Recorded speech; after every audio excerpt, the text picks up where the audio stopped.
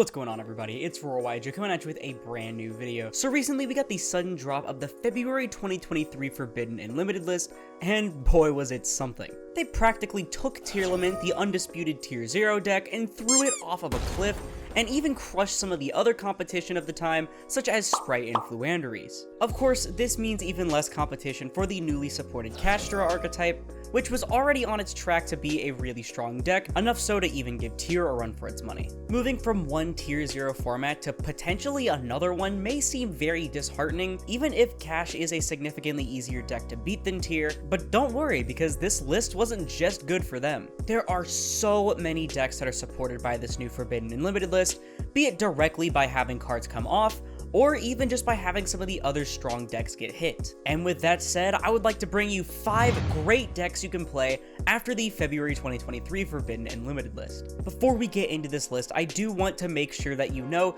that this is based on my personal thoughts and opinions, as well as the opinions of people over on my Twitter, which you should totally go check out for news channel updates and more. So be sure not to go after anybody for those opinions, be it me or commenters or anyone else, because at the end of the day, it's just a card game. Also, this list is in no way in any sort of order. It's not like a 5, 4, 3, 2, 1.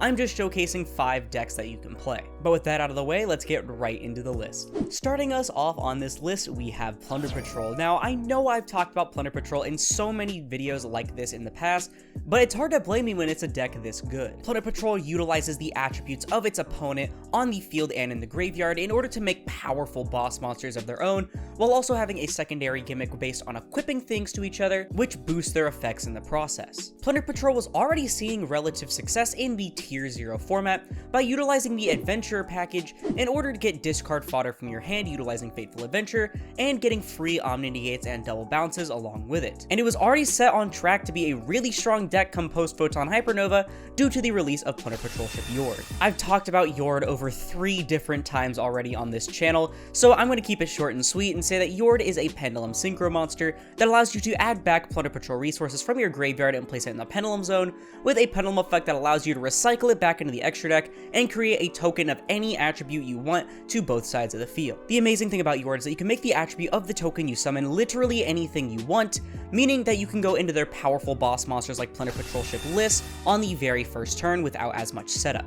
Another amazing thing about Yord is that the token can completely prevent Castro players from playing the game because they can't special summon their monsters from their hand while they control a monster, and so as long as you keep your things in defense so they can't crash the token into it, then you're probably guaranteed to win the game off of just Yord effect. As I mentioned, you can utilize the Adventurer package for all of the benefits that I mentioned that it gives you, or you can run something like a P.U.N.K engine, which gives you some more combo potential than the Adventurer engine, allowing you to not only discard things as well, but also be able to go into free level 8 synchros like Yord with ease. I actually just posted a P.U.N.K Plunder Patrol deck profile onto my channel, showcasing a combo that you can do as well as my thoughts on the deck, which you can totally check out in the annotation in the top right if you haven't already. What makes Plunder Patrol so much better in this format than last format though, is the fact that their greatest enemy, Fluanderies, has been nerfed significantly.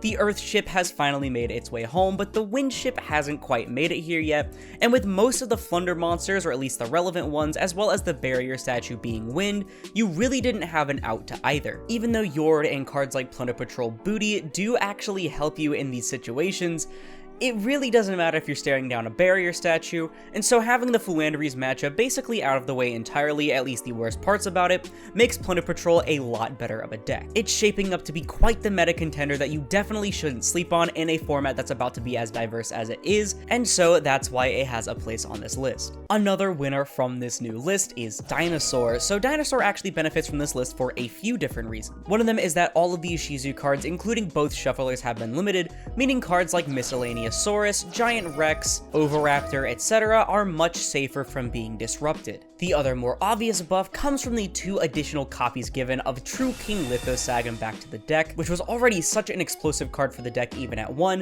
which allows them to be a lot less normal summon reliant, have more explosive plays by destroying even more babies, and even tear apart your opponent's extra deck for 3 cards, which could completely end certain crippled decks now like Tier or Sprite. It's also another deck that can prevent Castro players from playing by giving them a token, in the form of the Lost World token, and this deck can actually protect the token from being destroyed while advancing their own plays at the same time. They also have a searchable kaiju in the form of Dogoron, as well as non-destruction removal for cards like Shangri-La, and they really couldn't care less about their extra deck, meaning cards like Diablosis are much less threatening. It's an amazing deck that can not only out but OTK through Kashtira end boards going second, while preventing them from playing going first, which makes it quite lethal to say the least. The deck only gets even stronger come deck build pack Wild Survivors, where we get the Transcendrate cards, which are going to make the deck absolutely boom with power, so I highly recommend picking up your Dinosaur cards now if you don't have them laying around already. For now though, they'll be taking up a spot on this list. Next up on our list we have Dragon Link, the deck that never seems to die.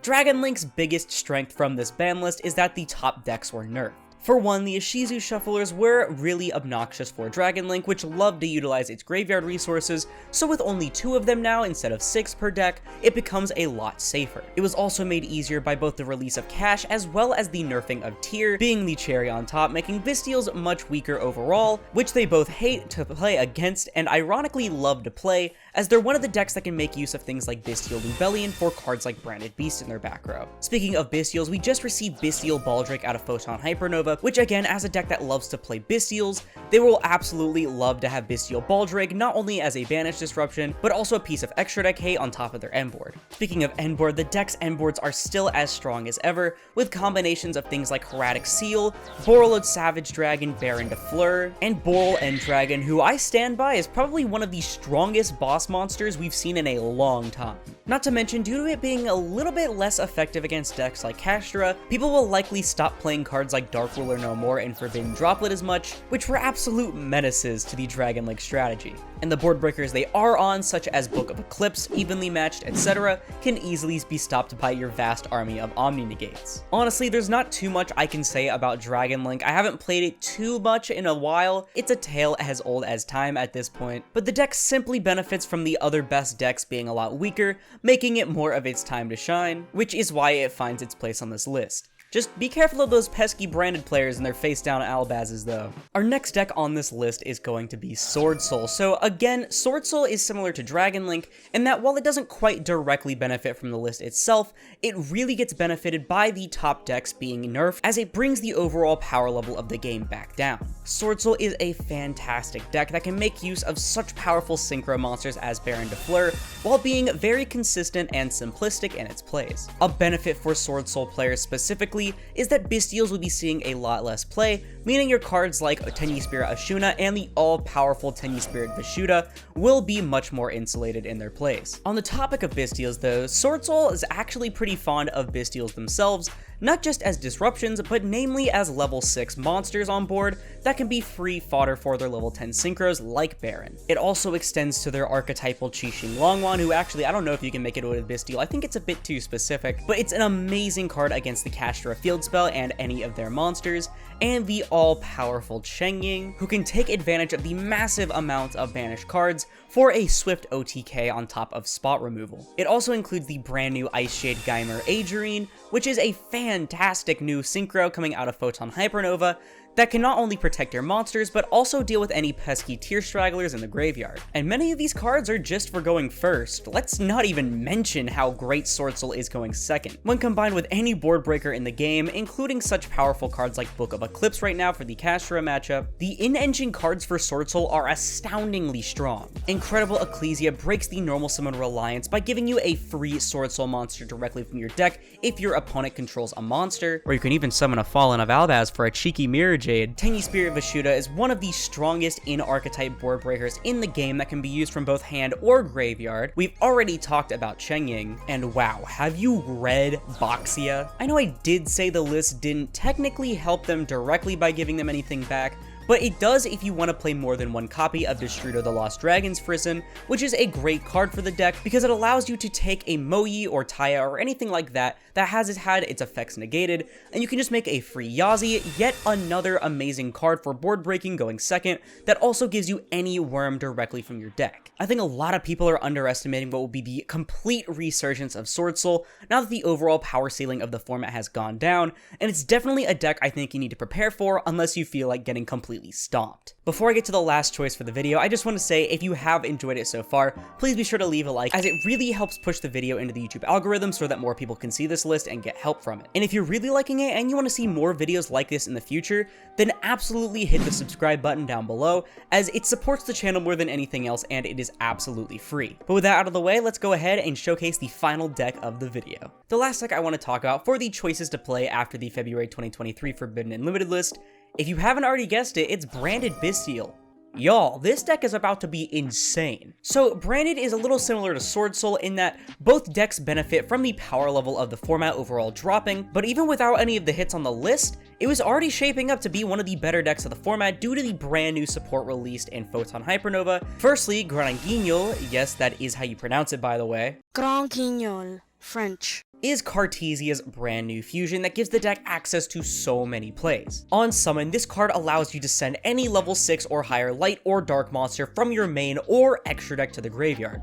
Let me read that again. You get to Foolish a monster of one of the best attributes in the game from main or extra deck. This gives you so many different options that it could possibly overwhelm you, and trying to not read from this script visibly is probably going to overwhelm me. The typical plays are to send an Albion from the extra deck for setup or a bestial Lubellion in order to get access to your bestial plays, but you could dump Saronir for the branded card Foolish, Garura for a free draw, Apcolone for a free Schism into a Winda, Ad Libitum or Dramaturge for a free branded in red target if you don't have one. The possibilities are literally almost endless. On top of that, it also has a second effect saying that if your opponent special summons a monster via a monster effect, you can summon a Dogmatica monster from the main deck, but more importantly, a Despian monster from the extra deck. Though this does get stronger with Despian Lululawilith or whatever it's called out of Cyberstorm Access, your current options are Despian Prescenian, which is a free banish or steal from an extra deck monster from your opponent's graveyard that also does burn when destroying monsters by battle, or Despian Queritus, which can save you in a pinch or help you go for OTKs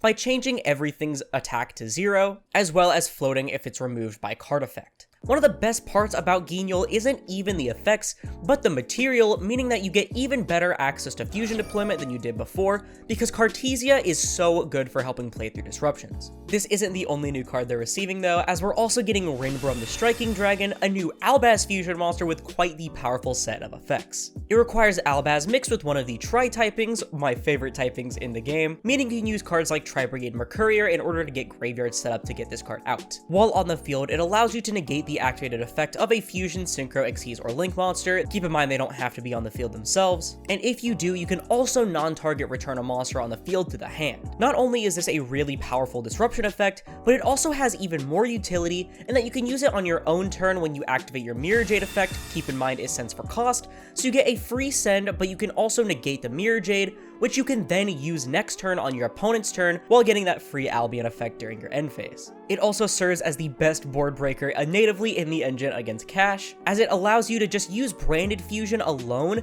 to get rid of anything you want on their board.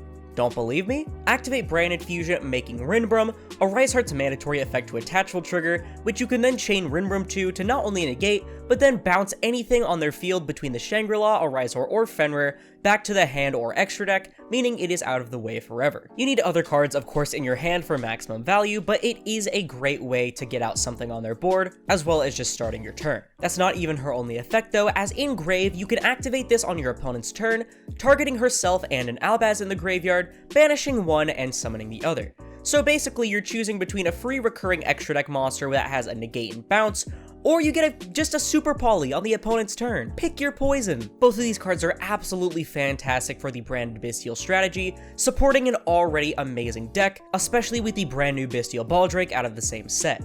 Things only get crazier with more goodies like Despian Lululawilith, as well as a free board-wide field negate coming out of Cyberstorm Access, so I'd highly recommend that you pick up your branded cards now while they're still relatively cheap. Except Lubellion and Cartesia.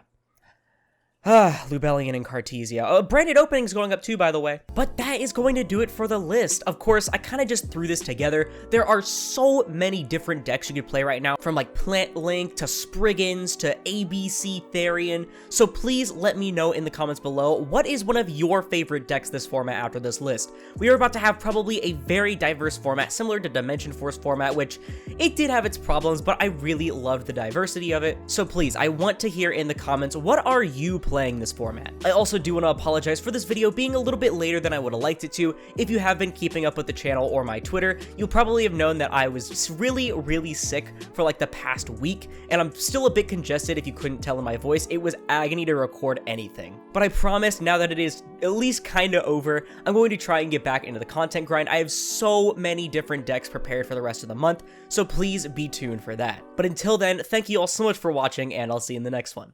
This is Aurora, signing off.